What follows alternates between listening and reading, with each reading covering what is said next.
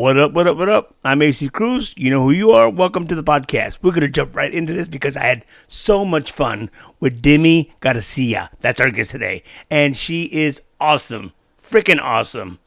I won't use the other word, but we'll take care of that in just a bit. Oh, man. We had so much fun. She's a violinist, guitarist, pianist. She sings. She writes music. She's amazing. And we found that out. Me personally, I think she was inspirational to me. Inspirational. Aside from the classical music, she does do the Charlie Daniels, Devil Went Down to Georgia. Loved it. Let's jump into it.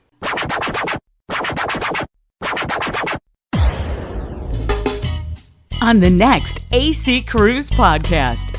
So, what's up? How are you doing? I'm doing quite well. How are you? I'm doing well. I made it in one piece. Wait a minute. Stop. Don't even bring that up because I'm going to tell you right now. When you text me saying, dude, can we move it back a bit? I said, no problem. But yes. And then when you told me, can we move it back even more? I'm like, yes, like a little bit. I was like, okay, because for people who know me, that know me well and have been in a car with me, I'm not a very good driver. I will be the first one to admit that. So on my way home today from working, I almost killed like 15 people. I don't need to hear this. Yeah, and I almost killed myself a few times, but that's on a daily basis. So don't feel like you're responsible for that. I love it. I don't want that on my head, man. Oh, no. It has nothing. That's just what happens every day. So no worries. Well, listen, living in Houston, I know what it is to drive in Houston traffic. Oh, yeah, it's a bit much. What part of the town did you have to deal with? So I live in Southeast Houston. And so, you know, that 45 traffic. Forget about it. The Suicide Circle. Have you ever been there? I have. That's a bit much, man. I'm telling you. And I've lived in Houston my whole life. And, you know, it doesn't get easier. I couldn't believe how big the Katy Freeway is now, man. Oh, my goodness. How wide it is. Yeah, they're doing work, you know, and it always seems like they always do work and never finish, but at least that one, you know, you see some progress there, you know, it's amazing. Yeah. Well, look, I'm glad you made it to the podcast, and I'm sorry that we pushed it back. Oh, no, I appreciate it. I really do. Because, I wanted to just kind of freshen up, you know, my makeup and stuff when I got home. So it worked out. But by the way, have you heard my podcast? I have, but I follow you on Facebook and I see all your posts. Aren't they stupid? The majority of them? Oh, no, man, they're awesome. I love it. They always see. Okay. So like when you're scrolling, you know, you can kind of see the name first before the posts. Yeah. You know, so when I see your name, I'm like, oh, it's going to be good. You know, it's like, it's going to be good. Keep going. Yeah, you just anticipate it. It's good, man. Well, that's funny. Quite a few people tell me that they say they get a kick out of my post. Anyway. Oh yes, cool, man. Right on, Congratulations. Hey, listen. By the way, congratulations to you. You had so much fun this past weekend. I shot you that picture, didn't I? Yes, you did. Oh man, it was quite the weekend, man. It was my first time performing at Oyster Bake. Isn't that fun? It was amazing. It was amazing. And I got to perform, you know, they had the stage there with KXTN and, you know, my good friend, homie Marco was there. You know, I performed and then we had the other band, Bombasta perform. And then my good friend, Sunny Salceda performed. I got to perform with him. You know, I got to perform a song with him. And then after us was Macizo and then y luego Bobby Polido. And it was just beautiful. It was just beautiful. I loved it. You know, Bobby is my compadre. That is amazing. No, it's not amazing. It's just... No, that's crazy. It's such a small world. No, yeah, it is. But actually, he was the one that introduced me to my ex-wife. Really? And you notice how I say my ex-wife. Yeah. Your ex-wife, yes. You gotta make sure it's known. I told him, I said, dude, it's your fault, man. He says, I'm not the one that was being your fault? He says, I'm not the one that was a fuck up like you were doing, man. You were putting you on the spot. Yeah, for real. Anyway, it's a pleasure to have you on the podcast. I found out about you 2 years ago when I heard you with Homie. Yeah. I understand that you and I have a lot in common. We do. First of all, we love classical music. I love classical music. I do by default. I am a classically trained violinist of now it's 20 years. Awesome. For 20 years I've been playing. And so another thing that we have in common is that we both we don't mean to, but this is how we get a point across. We both have to swear. Yeah. Wait. You say that like I'm almost ashamed. No, it's like it's bad. It's bad. Yeah, I'm trying right now.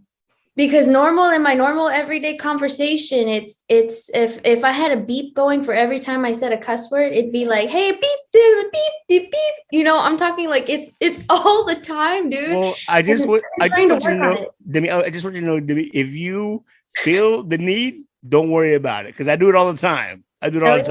Yeah.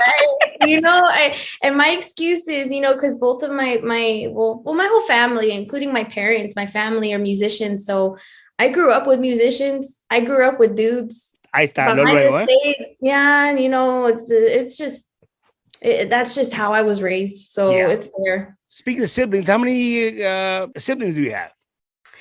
So between my mom and my dad, I'm the only one. But with my dad, I have a younger stepsister and I have a younger half brother. And then over here on my mom's side, I have an older stepsister. Got it. By the way, I did speak to your mom, and you're right. You guys naturally cuss like that. Don't worry about it. Oh, yeah, you heard her too. That's where I get it from. No, don't blame her. Don't blame her. No, really. Like, no, really. No, it's I get it from my mom, because I'm very much like her. My personality is a lot like her. And so that part of it, the cussing, I don't give a shit. Yeah. Like this is who I am. That's I get that from my mom. But I love it. We're all grown up. I'm done apologizing, because I would get advice like, oh, you shouldn't cuss in your interviews. You shouldn't do that. I'm like, I'm about to be damn near 30 years old. Like I can cuss if I want to. And you know what, because the excuse is always like, oh, well, there's kids listening to you. You're a role model for younger girls. I'm like, I'm pretty sure they're saying worse. Yeah, right? For real. Yeah, it's like I remember. Well, listen, this is I tell several people that have been on my podcast, look, this is not an interview. This is me and you shooting the shit. Okay? Love it. Yes, I can. Right. I get that vibe, and I enjoy it. Well, good. I'm glad you get it. Getting back to classical music, when I rattle off a few of my favorites, I told you I love Vivaldi. Four Seasons. I love Vivaldi. Yes, I love Vivaldi very, very much. What about Isaac Perlman? Oh, he's the master. He is Isaac Perlman. He is kind of like the pinnacle concert violinist, you know what I mean? But for me, I don't know if you've ever heard of him, but my favorite violinist of all time is Joshua Bell. He is my absolute favorite. Whenever he came here to Houston, I went to go see him. And the thing is like my mom has been in the music industry as an executive since I was a kid. So I've met a lot of celebrities, because of just being around. Do you mind name dropping? If you don't mind, go ahead. Oh, yeah. I mean, Backstreet Boys, Britney Spears, Christina Aguilera. She did the tours for Juan Gabriel, Rocío Dúrcal, all of them. And then, and then now, she works for the Knowles family. So we've been around Beyonce and Solange, Jay-Z, them, Mr. Knowles, them for a long time. So yeah. I'm used to it, and they're just normal people to me. However, when Joshua came in, oh God, I got to meet him, and I didn't even realize it because I went to meet him, right? And the thing is, so violinists, and you'll always be able to identify violinists this way, maybe. So we all have a mark on our neck right here. I put makeup on mine because because of the shoulder, the shoulder. And so most people, we call it a violin hickey is what it's called. That's what it's called. But I cover it up for interviews because people will think that it's an actual hickey, you know? I'm going to tell you for the last time, I'm going to tell you, this is not an interview, okay? Right. I'm sorry. Yes. But you know what I mean? I try and cover it up because I don't want people to get that impression, you know?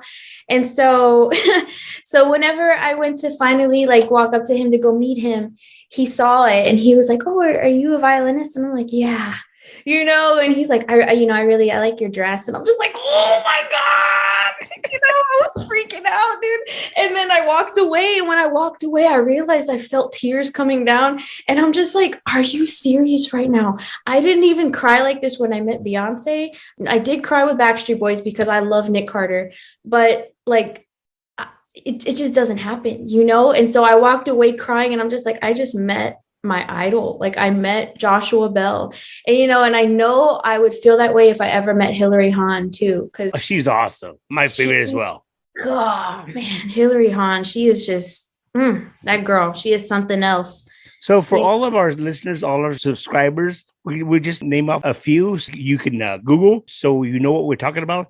Hilary Hahn, Vivaldi, yes, Joshua Bell. Google all these people and you will see the talent that these guys have that we find amazing. Yes, Itzhak Perlman, they're amazing. Yeah, you know, Vivaldi is one of my favorite composers. You know, Bach is always going to be my number one for me. I love. When I was in the 5th grade and my teacher freaked out because I did a report on Bach and Tchaikovsky. She says, she says, "Do you know music?" I said, "I know music. I 5th grade, and you're interested in this kind of music." I said, "Yeah, whatever, yeah." But yeah, oh yes, and then Tchaikovsky too. My goodness, I got to tell you though, I felt the same way. Were you overwhelmed? When I was 12 years old, my sister she took me to a Rod Stewart concert, and my first concert that caliber was Rod Stewart. Dude, Maggie May. First Cut is Deepest, all these songs.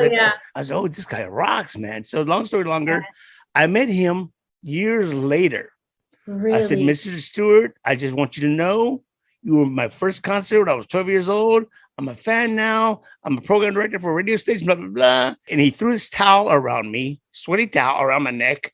He says, "Thank you. It's fans like you that I love. Kiss me on the cheek." I'm like, I was like a little bitch. Oh my God. No, when they make you feel like you are the only one, that's when it matters, you know? And, you know, that's like whenever I meet people who actually come to my shows to meet me, that's what I try. That's what I want to do for them, you know, like, cause that feeling is just so awesome, you know, like, cause I remember that feeling and I know how I felt when I walked away from Joshua Bell. So it's like it's for, you know, and I'm still kind of new, you know, so for people to I want the first impression to be like that. Like whenever you went to Rod Stewart's concert for the first time. Oh, yeah. Now, mind you, I've met Juan Gabriel, Luis Miguel, Maná. I would MC these shows. I did interviews with all these guys, you know. So, but when I met Rod, because it took me back when I was 12 years old. Younger, yeah. You know what I'm saying? Yeah. But that feeling that you got, did you get that at all this weekend? I did, man. I did. I mean, I had met Bobby before. You know, I've met Bobby before, you know, because I did a show with him at Traders Village in Grand Prairie. You know, but this time I was actually able to stay and watch the performance and watch the musicians, and his band is just tight. You know, it was just awesome. You know, and then there was a moment for me where I got to meet Joey Jams, the drummer. No, the only reason I'm laughing because he was here. He was? Yeah, before the pandemic, he came here to do my podcast.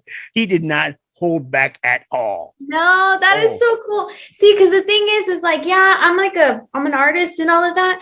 But before all of that, I'm a musician, you know? So I really I get more starstruck with the musicians, you know, because I respect the hell out of them.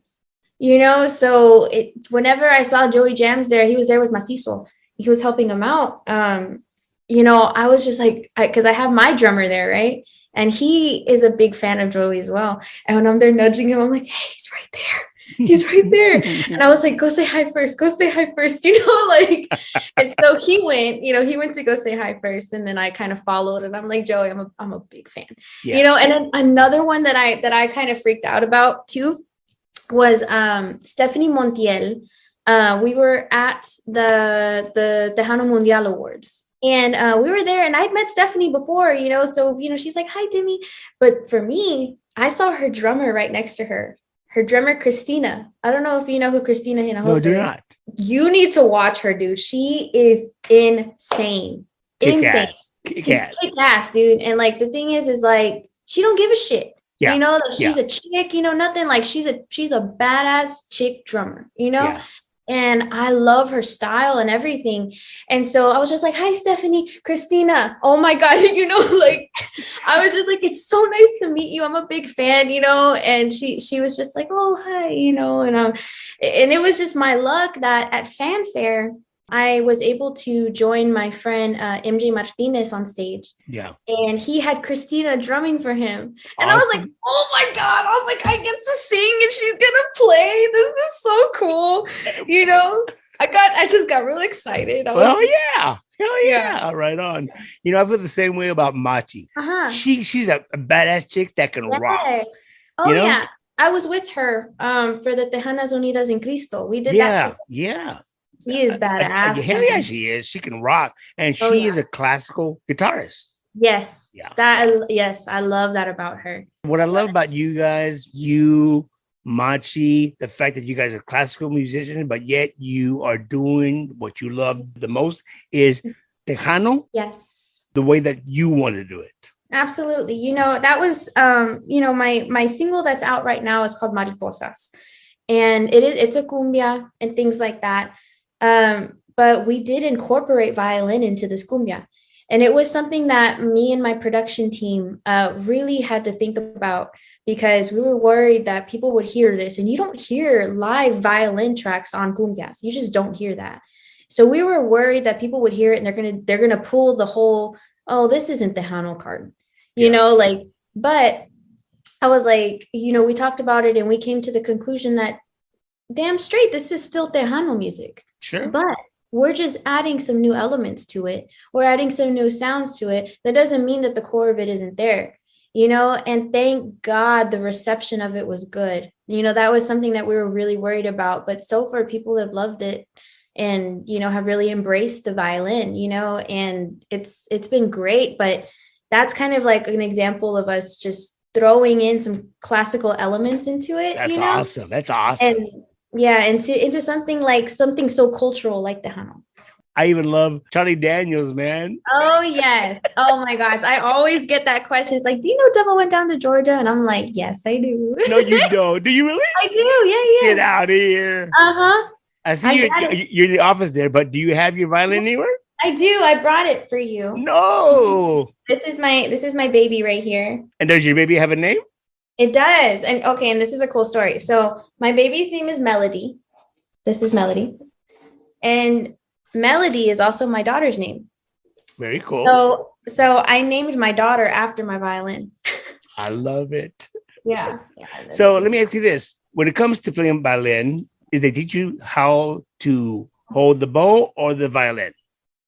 They teach you how to hold the violin first. People think the violin itself rests on your neck, and sometimes it does, but there's actually a device that we put on the back of it. It's called a shoulder rest. And this is to give it support. So you can just kind of put it there and just hold it there, so you don't have to. Yeah, I understand. It's like a wedge, because if not, this shit hurts, man. Because this is right on your collarbone. Yeah. So it hurts really, really bad. Now, ask another question. When it comes to the bow, are those really horse strings?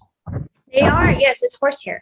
It's horsehair. They clean it, all that, and then they put it here. They have they're called luthiers, the people that make bows and that tend to them. There's different kinds of bows. Mine, I personally like wooden bows. This is Brazil wood. I love the Brazil wood bow just because I feel Like the instruments wood, this is wood. They talk to each other better. It's all in the head. That's cool. That's cool, man. I love it. You know. And so and then what you put on the bow is something called rosin, and what that is dried tree sap. So it's kind of like it's a real sticky substance. It's like hardened honey almost, and whenever you rub it on the horsehair, it turns to powder. Right so I'm not supposed to do this because it's bad for it, but if I do that, I don't know if you could see, there's just a little bit of powder on my finger. I just see you give me the middle finger there. Oh, no, sorry. Yeah, but there's a little bit of powder and it makes it real sticky. So that way you can get some friction. I tell you what, you know, because if not down here, I don't really have any down here, but you hear how you can't hear anything? Well, I want you to do something for us in a bit. Okay. You put it down. Okay. So we hear from you playing violin in just a bit. But first of all, how old were you when you found out that you dug music? So my family started writing a children's book when I was maybe 7 or 8 years old. And so they were writing music for the children's book. Granted, before that, I had always gone to gigs with my dad. Falling asleep on the back of the stage on top of piles of guitar cords and cases and things like that. Yeah, you know that life. Yeah. And so that had always been there. But at that point, my dad had already started teaching me piano. So I was already learning piano. I was starting to learn guitar. But my enthusiasm for it, my passion for it, started, I would say, was whenever they started doing the music for this children's book, because we would be at my grandma's house and, my parents, my mom, my dad, my tío JC, my tía Elsa, they would be in the kitchen just writing these songs, and I would hear this music and I'd be like, they're coming up with that stuff, like that. They're just making that up and it sounds like that, Yeah. And then hearing the way my dad plays, my dad is my favorite musician, by far my favorite musician in the whole world. And it's not just because he's my dad, he's just the best musician I know. And I can always identify when it's him playing too. Like the weekend of fanfare, we were doing the jam session with Mario Ortiz. Hold that thought. Damn it. Can you hear this fan going? The squeak? The squeaking is my chair. That's just my chair saying, get my fat ass on a diet. Crazy. Hold on. No, I can't hear the fan. All right, cool. Hold on. Go ahead. Yeah, so the week of fanfare, Mario Ortiz, he threw his jam session there. And so we went and, the way the stage was set up, I didn't see where the guitar player was standing because they had the monitors there, the speakers, I mean. And so I was just there mingling and things like that. And I heard that, the band started playing and I hear these, the licks and things. I'm like, man, that sounds like my dad. I was like, that sounds like my dad. But I was just talking and then I hear a lick and I'm just like, is that my dad? So I walk over there and I see my dad on stage and I'm like, no, hombre, dude. I was like, that's why I couldn't find you. It's because you were on stage. So I know, and that moment was actually really special for me because I was like, I know my dad from anywhere. Like I can pinpoint, even if I'm in the middle of mingling, of networking, of working. Yeah. If I hear him play, I'm like, beep, like, I know that's him. Sure. So again, brings me back to my question is, how old were you when you found this out? I would say probably about 7 or 8. 7 or 8, yeah. And that's whenever it started. And then I started playing violin when I was 9. So what? That's whenever it started. It was a long time ago. You knew your dad sound anywhere, huh? Very cool. Yeah, I know my dad sound anywhere, and not just guitar either. But my dad plays any instrument you can think of. And the thing is, he plays it as if he's been playing that instrument as his main instrument his whole life. Wow. So, he fills in for bass, keys, sax, he does damn near everything, and it's amazing. So it's not just guitar. Like I hear his bass playing and I'm just like, oh, that's my dad.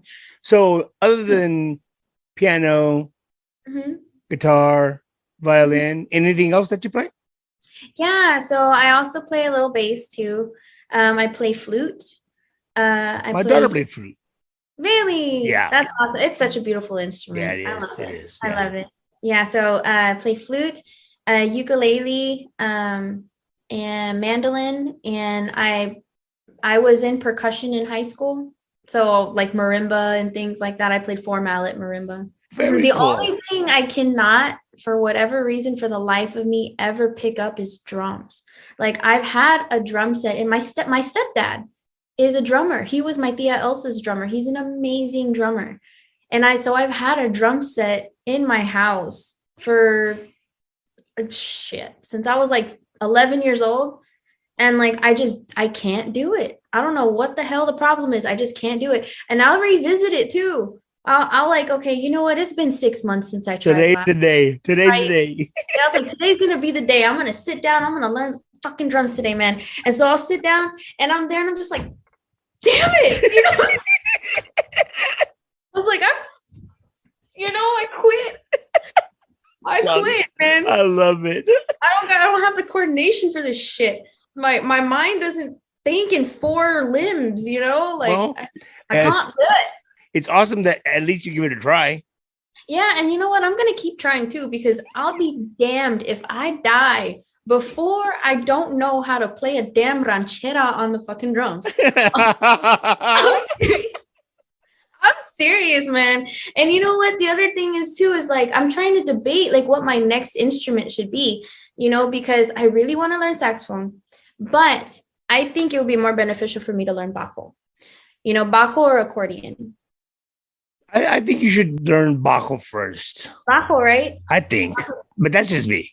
Yeah, I think so too. And Imagen bajos and guitars, they're gonna be sponsoring my dad. Oh, really? So, and they showed interest in me, so it would be great for hopefully that to work. You get the endorsement. Hell yeah! Why not? Well, that's the word, endorsement. I said sponsored, but endorsement. That's all right. Endorsement. When did you start singing for the first time? So I started singing only out of necessity, because I did grow up in the church. I grew up in the Catholic Church, and my family in Rosenberg are the music ministers there. They have been for the past like 40 years. My grandparents were the ones that ran it there, and then my tia, and then we all my cousins, we all get together and go to church and play at the time. And so they didn't have a singer one day, and so they were just like, "Hey, Demmi, you're up." And I'm just like, "What? Like I've never like I'm playing my violin, bro. Like yeah. Like I don't do that." So it developed from there. And then at the time I was learning guitar, so I would take the music from church.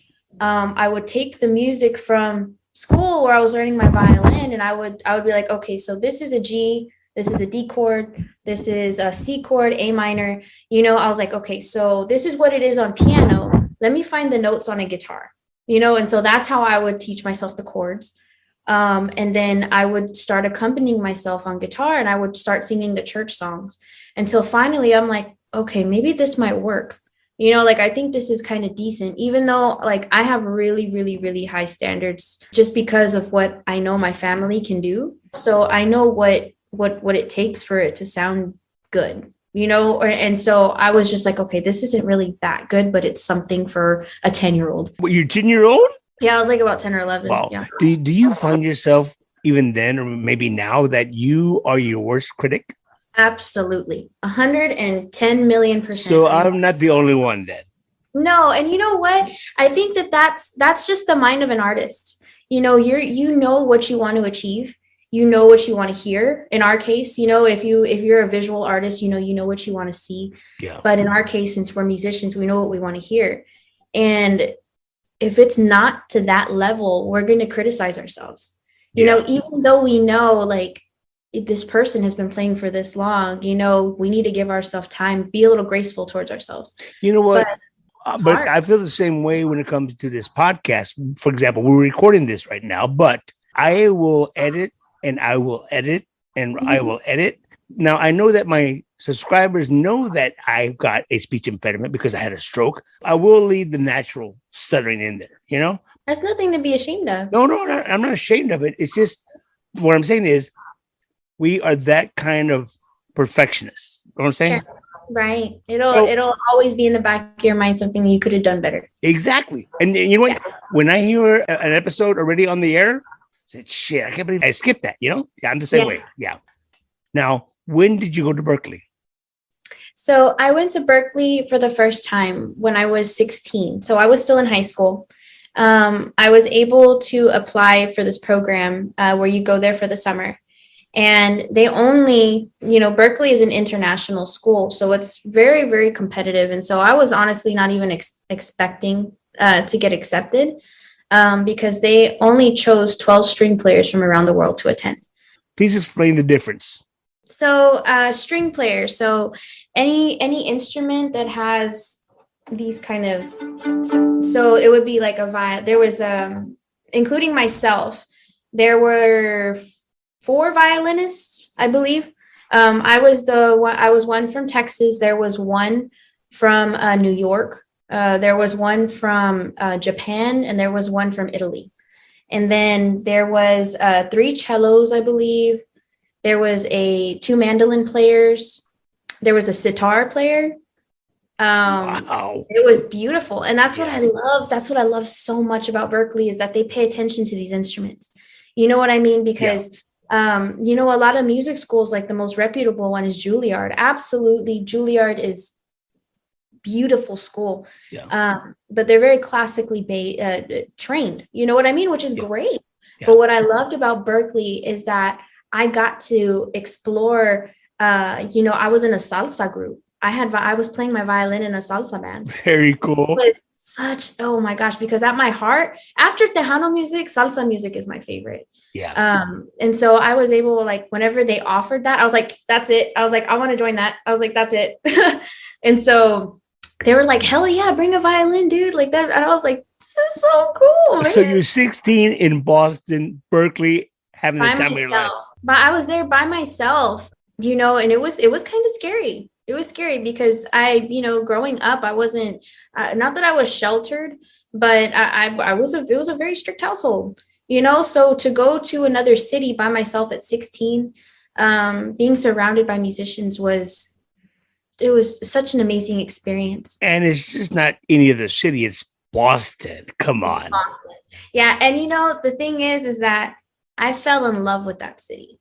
And to this day, I will always say that my heart has never come back from there. Like, I know that as I get older or when I retire, I'm going to Boston. Like, that's where I'm telling you, that's where I'm going to be. Really? That's where I'm going to be. It had that much effect on you. It did. It changed me. Like, I'm serious. Like that Berkeley, that summer changed me because so I went as a musician, right? I went as a violinist, as a guitarist, as a pianist. However, I didn't see myself as a songwriter at that point. My mom, I always saw her as a songwriter, and my dad, they write beautiful music together. My grandmother, my grandmother's song I have tattooed on my arm. I see that. Because I just idolized them as songwriters. But I never saw myself as one until Berkeley that summer, because I was there with other songwriters and they would say, hey, Demmi, come up with the melody for this chord progression. And so I would, and I'd be like, I can do that. So when I got back home from Berkeley that summer, that year, I wrote the most music I've ever written in my life. And so now I can confidently say that I am a songwriter because of that, of Berkeley. And so now, as a 29-year-old, I am enrolled at Berkeley as a full-time student, as an undergraduate student for a bachelor's degree in music with emphasis in songwriting and music production. Bravo. Good for you. Good for you. And continued success with that, man. How much you got left? A lot. That's okay. See, the thing too with Berkeley that I really appreciate is they know everybody there is a contemporary musician, which means that at sometimes your career does take off. Yeah. So you're going to have to take off of school. You're going to have to take semesters off, and then your career is going to come down too. So whenever your career comes down, you come back to school, and so right now I do have time off because I am working so much, with my career. And so it must have made you feel kind of good when you played for all these students at St. Mary's. Oh, yeah. No, it was so cool. Like it's so neat. Like I mean, it's oyster bake, man. Can't nobody throw a party like oh my gosh, it's awesome. It was so many people. Like it was so many people. Like fanfare was, oh my gosh, it was crazy. Did you go to fanfare? I have been, but no, I haven't been lately. This year it was packed. Yeah. I mean, last year I went, to go support my my best friend Monica Salivar. Yes, And, she's been here. Oh yeah. So she, I went to go support her, and last year it was pretty busy, but because of COVID, there wasn't that many people. Like, and see, that's the thing. Like Monica, like I was a huge fan of hers before her and I ever became friends. I'm the same way. I was a fan of hers before she did my podcast. Yes, man. Her voice, like I will, and it's not just because she's my best friend, but I will always say that her voice, her vocals are the best vocals in the industry right now. Easily. She has the best voice in the industry. And that's just my opinion. Stephanie Montiel and Shelly Lares are all in Elida. They're there, but Monica's voice, man, it's well, I will tell you something real quick, if you don't mind me. Well, I'm gonna tell you anyway. The picture that I sent of you with Bobby, I sent this text message to Bobby, and I said, "Hey, man, is that you with Demmi?" Oh yeah, and he says, "Check this out. You can't see it. Talented girl. Really? Yes." He said that? He said that. He said, "Very talented girl." I said, "I haven't seen her performance, but I hear good things." And he says, "There's actually more talented women out there than men. And you're one of them." Oh.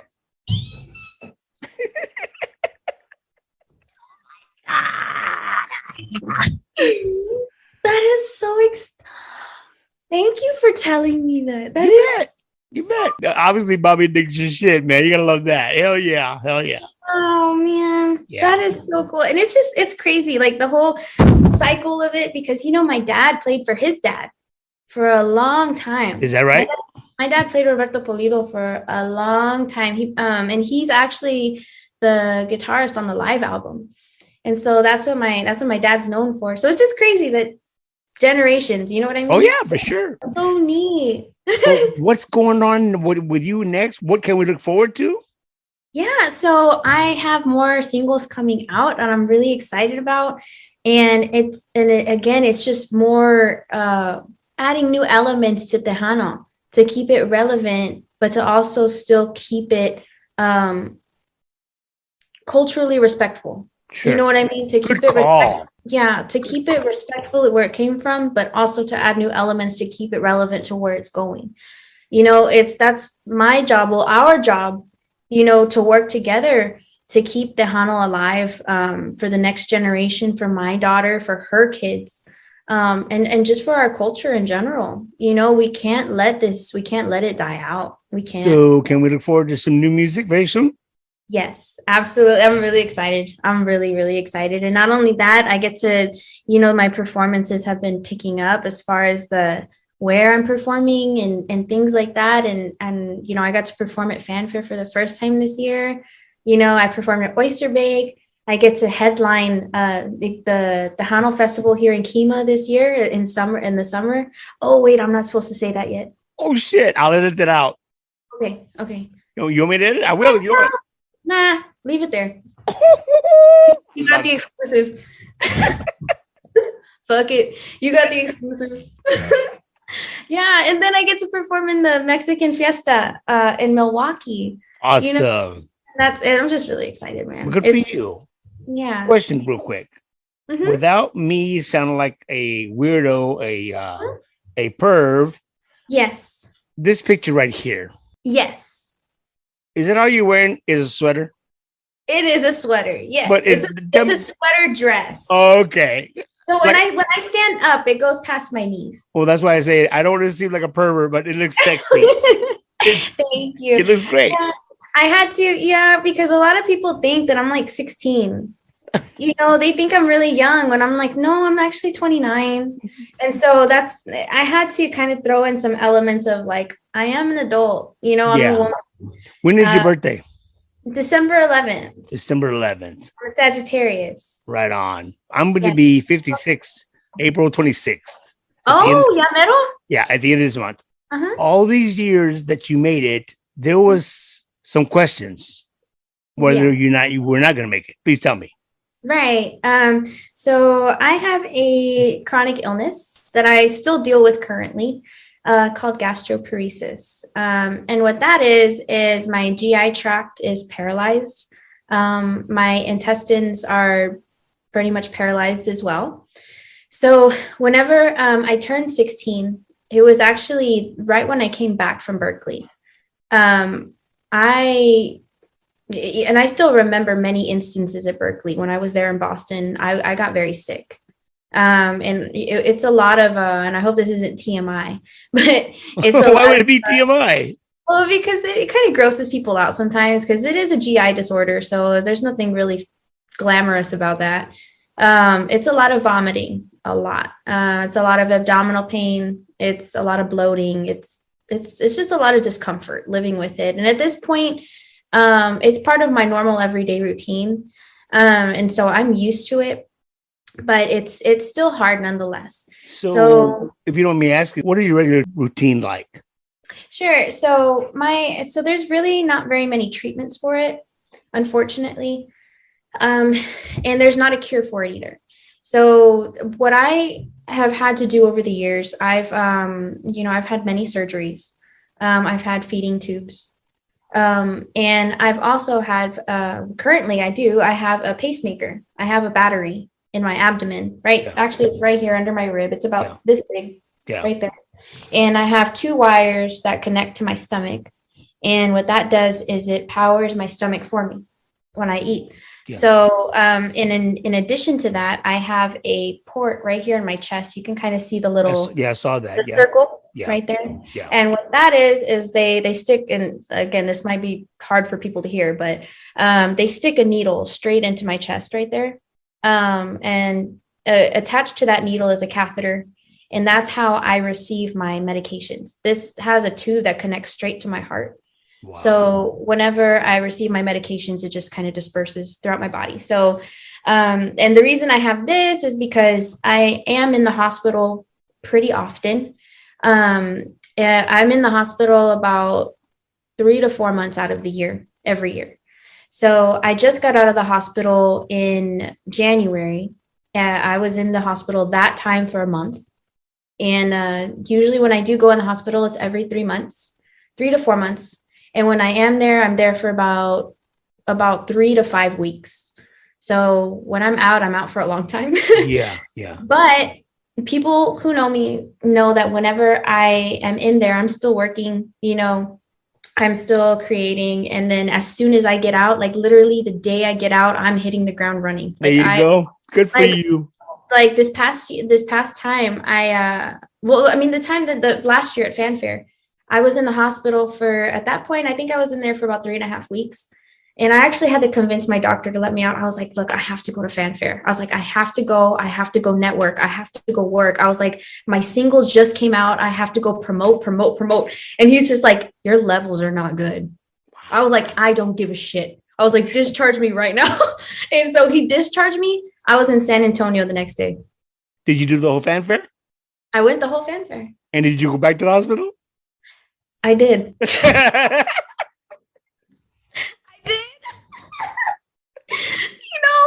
I gotta do what I gotta do, man. I want this. Yeah, you ain't playing around, man. Shit. I ain't playing around, man.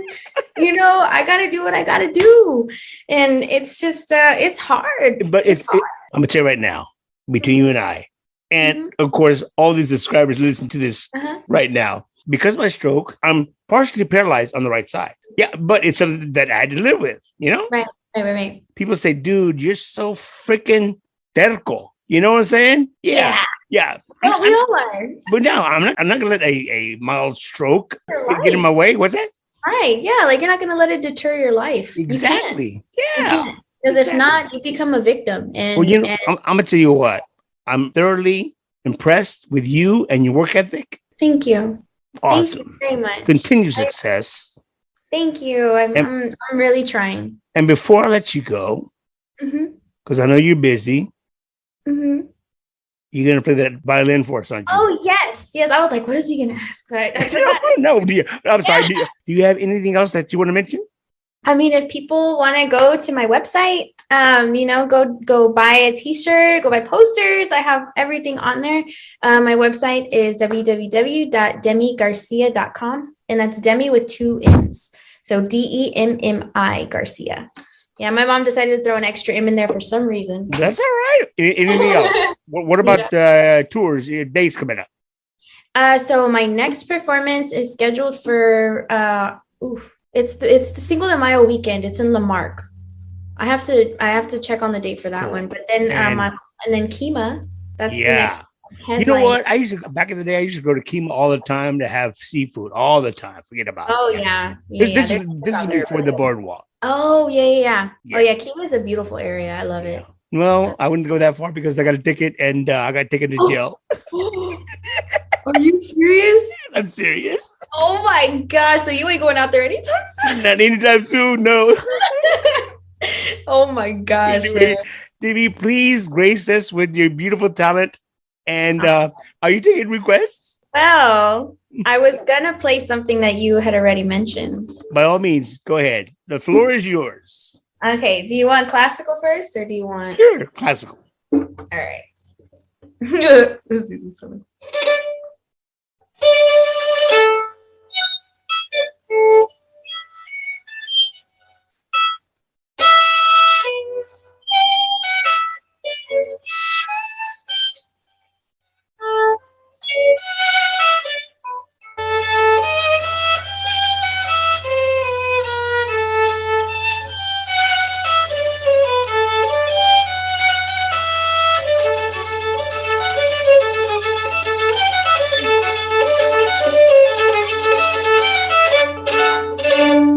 Bravo! Thank you. Thank you. What is your all-time favorite? Oh man. Mine has got to be Four Seasons from Broadway. I love the Four Seasons. That one's a classic. There's this one piece called "O Mio Bambino Chio," and I know that's like really specific. D minor. It's that honestly, I don't know what key it's in. I'm not gonna lie, but Joshua Bell plays it, and it's just so beautiful. And then I love the piece that I just played there. That's a concerto in D minor. In D major. I think that one is actually by Vivaldi. I think that's Vivaldi. Yeah. I could be wrong. I've been playing that one since middle school. Gotta love that though. You gotta love it. Oh yeah. Mm-hmm. Please play us Charlie Daniels. Never Went Down to Georgia. All right now. All right, come on now. Watch out there. I'm gonna tell you something right now.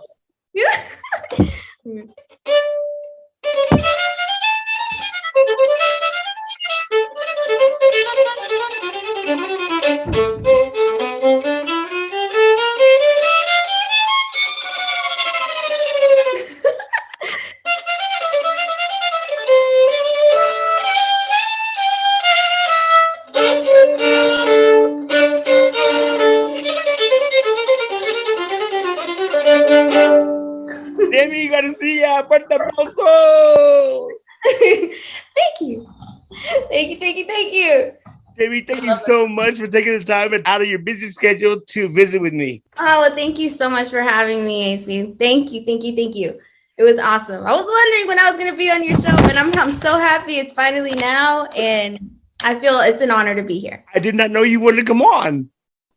Come on now. I think everybody wants to come on here. Oh, you're too kind. But thank you so much. I'm glad you mean it. I don't know what to say. On that note, we'll see you soon. Well, we'll see you soon, AC. Thank you. Cuídate mucho. Igualmente. Wait a minute. Did you just give me the bye sign like the Little Rascals? Yes. Only I would know that. Yes, you would. Like, that's not saying that's kitty litter. I'm out. See ya. Bye. I'm glad you got that. I got it all right. Oh my goodness. I can honestly say on this episode, this one that you just heard, I hope you enjoyed it as much as I enjoyed bringing it to you, because Demmi Garcia, gracias por todo. You are amazing. So that's it. We're out the door. If you like the podcast, tell your friends. And if your friends don't like it, find new friends. So just chill to the next episode of the AC Cruz Podcast. Much love. Be safe.